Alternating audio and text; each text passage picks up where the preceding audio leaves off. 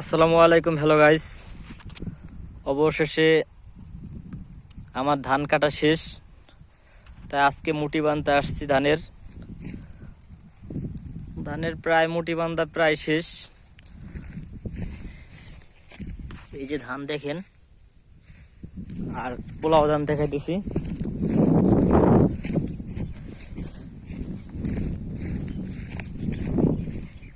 এই যে আপনার পোলাও ধান।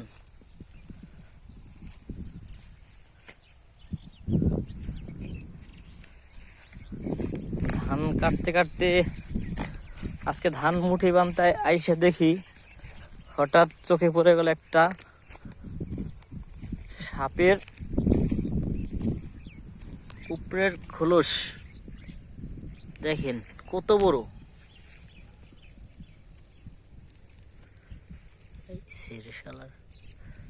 কত বড় চিন্তা করা যায়।